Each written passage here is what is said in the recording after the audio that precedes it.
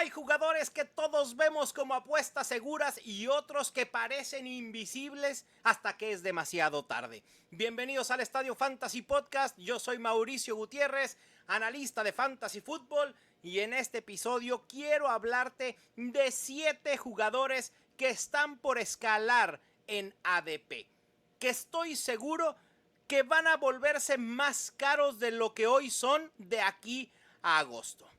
Recuerda suscribirte al podcast si no lo has hecho. Activa las campanitas, todas. Las de YouTube, las de Spotify, las de Apple Podcast, todas. No quiero que te pierdas un solo episodio este off-season, porque el objetivo de esto es que ganes tu liga de fantasy. Empecemos con esos jugadores que ya se pusieron el equipo de escalada y han empezado a subir. Hablemos primero de los más obvios, de los que ya están escalando posiciones y será difícil que logren escalar más, pero hay que tenerlos en el radar. Esos son Christian McCaffrey, Deontay Thornton, Rashee Rice y Travis Etienne. 4 jugadores de los que ya hemos hablado en episodios anteriores. El hype que se está generando alrededor de ellos ha tenido como consecuencia una escalada en su ADP. Cuando hablamos de que escala el ADP, que sube el ADP, no necesariamente es una mala noticia para quienes queremos draftear, seleccionar a estos jugadores. Simplemente tenemos que saber una de dos: adelantarnos a ese ADP o decir no vale la pena. Por eso es importante tener el contexto. Empecemos con el primer nombre de estos 7, y es Terry McLaurin. Está siendo elegido a principios de la cuarta ronda como el wide receiver 15. Obviamente el tema contractual aquí está jugando un factor. Si se presenta en training camps o llega a un acuerdo de extensión, a mí me parece que no hay por qué no pensar que podría escalar a rangos de ser top 12.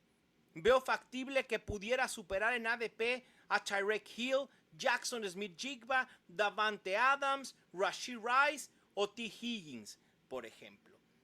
En este rango de top 12, yo estaría un poco renuente a elegirlo como opción. No sé ustedes cómo se sientan con Terry McLaurin.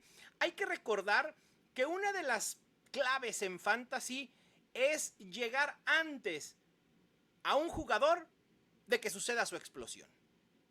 Y esto sucedió en 2024 con Terry McLaurin. Explotó por completo. Claro, hay química con Jayden Daniels. Sí, el año pasado fue el wide receiver número 2 con mayor cantidad de touchdowns. Y eso es lo que me preocupa.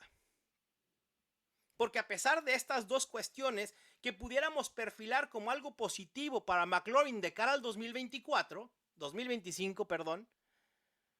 también hay que decir que fue el wide receiver 19 en targets. McLaurin fue muy eficiente y también se benefició, obviamente, de los touchdowns. Ahora hay que agregar además a Deebo Samuel a la ecuación, y si esperamos una regresión un tanto negativa en las anotaciones, habría que tener cuidado con Terry McLaurin. Me encanta como jugador, me encanta como valor en estos momentos como wide receiver 15, pero insisto, si da ese brinco al top 12, ahí creo que prefiero algunas otras opciones. Voy con otro receptor ahora de los 49ers. Parece ser que los 49ers van a estar en los contenidos de fantasy en todos lados. Y es que, ¿cómo no entusiasmarse con esta ofensiva? Lo he dicho ya al por mayor. Una regresión positiva en general si todos se mantienen sanos y además un calendario muy favorable. Jauan Jennings está siendo elegido a principios de octava ronda como el wide receiver 38. Su ADP va a subir cuando la gente caiga en cuenta que Brandon Ayuk estará fuera o al menos empezará la temporada muy limitado. Yo estoy esperando que Brandon Ayuk no juegue las primeras 3 semanas de la temporada, quizá 4. Existe la posibilidad incluso que comience el 2025 en la lista de PUP, Players Unable to Perform, y hay que tener cuidado con eso y hacer nuestras proyecciones pensando justo en este contexto. En los fantásticos, y aquí ya hicimos hincapié, insisto, de ir opciones por los 49ers. Hablando específicamente de Jauan Jennings, pudiéramos proyectar fácilmente para esta temporada un rango de 6.5 targets por juego. Déjenme les comparto dos datos que van a querer ir por Jauan Jennings en todos lados. En 2024, en 10 de 15 juegos tuvo al menos 6 targets por juego. En esos juegos promedió 77.8 yardas recibidas, 0.6 touchdowns, 13.4 yardas por recepción y 17.7 puntos fantasy por juego. Díganme, ¿quién no, de todos los que están escuchando este episodio, no quisiera una producción así?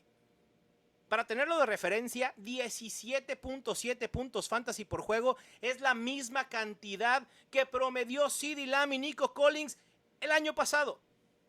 Sí, ese es Jauan Jennings. Obviamente no estoy esperando que con los 6.5 targets que proyecto para él por juego logre hacer o logre producir exactamente esos 17.7 puntos fantasy. Pero si logra hacer un 20% menos, estamos del otro lado. Jauan Jennings está siendo elegido como el wide receiver 38. No me digan, por favor, que no perfilamos a un Jauan Jennings como un wide receiver 2 bajo. Con que nos dé números de wide receiver 2 bajo, habremos invertido muy inteligentemente. Otro que creo que va a subir en ADP, que no es lo mismo subir en valor, es J.K. Dobbins tras su llegada a los Broncos. Está siendo elegido a finales de la ronda 11 como el running back 44 y varios creerán que llega a los Broncos a tener un rol predominante por lo que vimos la temporada pasada de J.K. Dobbins. Haber conseguido poco más de 1,000 yardas totales después de su brutal lesión, neta, es como un milagro.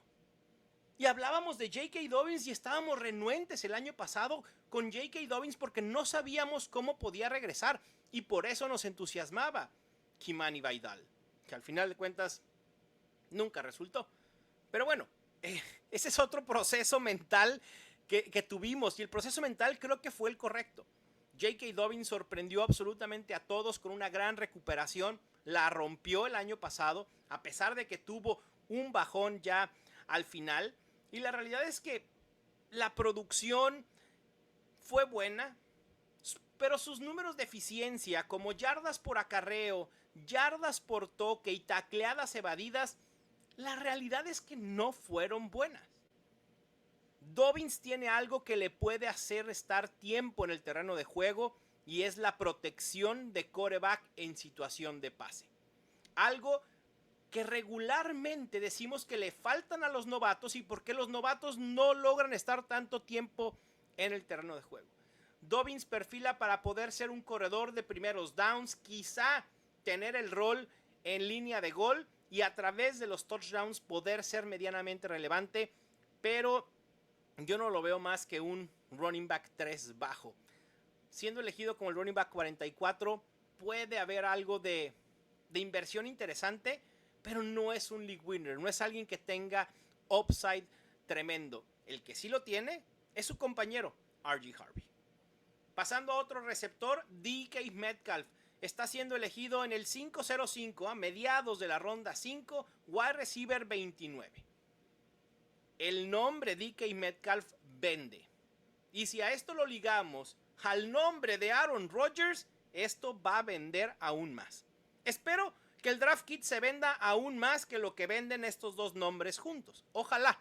Ustedes me van a ayudar con eso. Muy pronto estará a la venta. Pero yo creo que esto de Metcalf con Rodgers va a traer como consecuencia un aumento en el ADP del receptor. Metcalf es un buen receptor, pero no es un gran recorredor de rutas como lo era Davante Adams o como lo es Davante Adams y como lo es Garrett Wilson. A veces, malamente, creemos y extrapolamos la proyección de un jugador respecto de lo que hizo otro jugador en la misma posición con ese mismo quarterback. Y eso creo que puede ser el error con Metcalf. Si estamos esperando la producción de Garrett Wilson cuando no estaba Davante Adams o la producción de Davante Adams, me parece que estamos cometiendo un error. Sí, los números de otros pueden servir como referencia, pero siempre hay que proyectar pensando en futuro y no pensando en lo que ya pasó. A veces cito muchos números de la temporada pasada o de otros años, pero es meramente como referencia para construir la historia y el contexto de por qué me gusta o no un jugador. Pero no es lo único. Lo que importa, insisto, es lo que perfilamos de ese jugador en 2025. Y yo a DK Metcalf no lo veo más allá de un wide receiver 2 bajo. Su ADP en estos momentos es bueno, es el wide receiver 22, está bien. A ese costo lo pudiera elegir. Pero creo también que a DK Metcalf lo estamos eligiendo ya a su techo.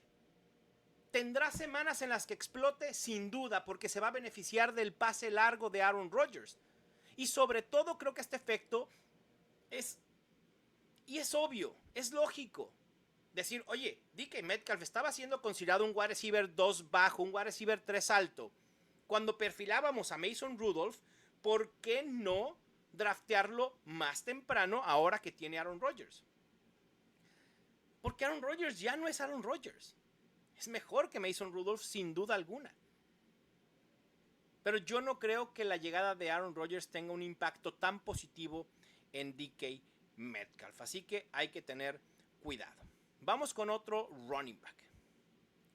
En algún momento, la comunidad fantasy se va a dar cuenta que DeAndre Swift, con toda su ineficiencia y poca producción del 2024, sigue perfilando para ser el corredor principal de lo que pinta será una gran ofensiva comandada por un genio como Ben Johnson.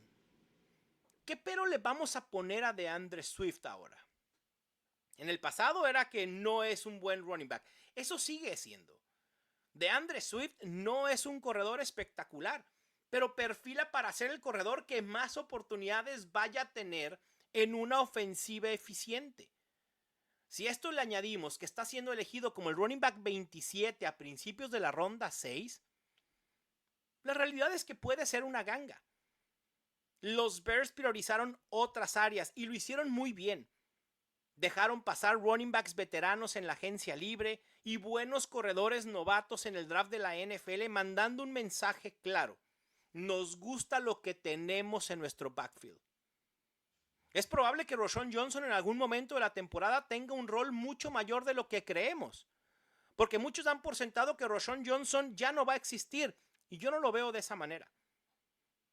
Creo que a Roschon Johnson vale la pena también draftearlo por el simple hecho de especular con él. ¿Y si este es el año de Roschon Johnson? Pero también vale la pena DeAndre Swift con esa lógica. Un running back 1 barato en drafts ligado a ofensiva eficiente.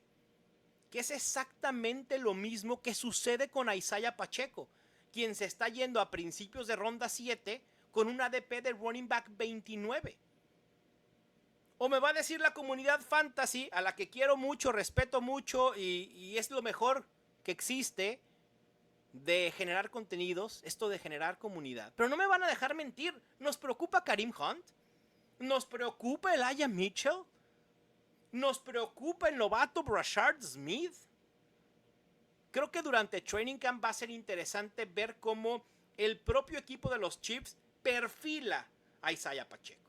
Vamos a ver si los Chiefs ven en Pacheco a un running back, no quiero decir nuevo, pero sí reformado, porque a Pacheco le costó muchísimo trabajo después de su regreso de lesión. Y creo que la razón por la cual vimos limitado a Pacheco, no solo en volumen, sino también en eficiencia, explosividad, cortes laterales y producción en general, fue porque le costó mucho trabajo regresar de su lesión. Hay que recordar que no todos los jugadores sanan igual, no es el mismo tiempo de recuperación. Y pasa en todos los seres humanos, no solo en la NFL.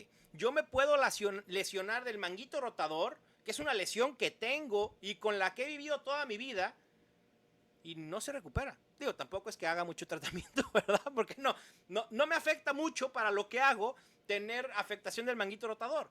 Pero si yo me operara del hombro, tendré un tiempo de recuperación estimado diferente al que, por ejemplo, pudiera tener Brock Purdy. Es totalmente distinto.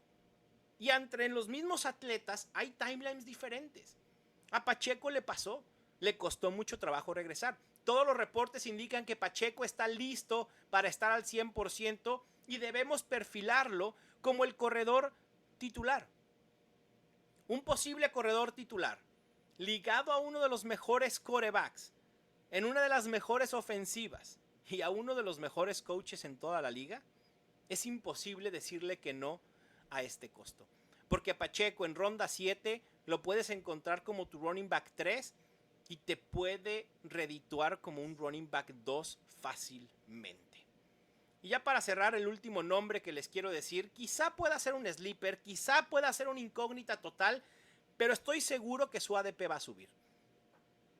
Yo no sé si Cedric Tillman fue un one hit wonder, ni siquiera por mucho tiempo, escaló en rankings de popularidad solo por 3 semanas justo después de la salida de Amari Cooper para luego desaparecer por lesión. La respuesta de si es un one hit wonder realmente no la sé. No tengo los suficientes datos para saber si Cedric Tillman puede producir a los rangos en los que estuvo esas 3 semanas. Muy probablemente no sea así. Porque además no es un wide receiver hiper talentoso, ni está en una situación ofensiva en la que nos debamos sentir cómodos. Pero si los Browns son medianamente estables, y sé que esto es mucho pedir por la situación, por el entorno del equipo, pero si no andan cambiando de quarterbacks como cambiar de calzones, Tillman tiene la posibilidad de tener un buen retorno de inversión. Se está yendo a finales de la ronda 14 como el wide receiver 62. ¿Qué más da?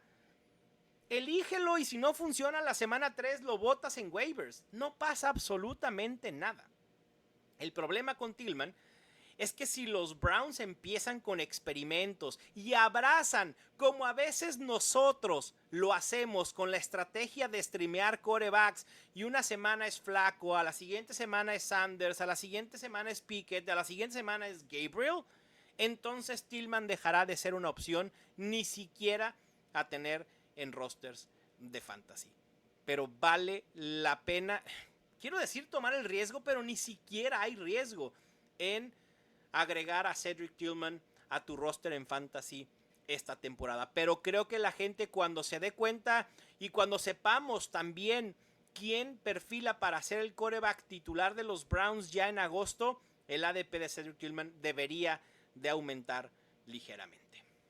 Esto fue todo por hoy. Acuérdate que en fantasy es importante moverse antes que los demás. Detectar movimientos antes de que sucedan para saber cómo reaccionar cuando realmente eso pase. Dale seguimiento a estos nombres porque en unas semanas podrían haber escalado de ADP.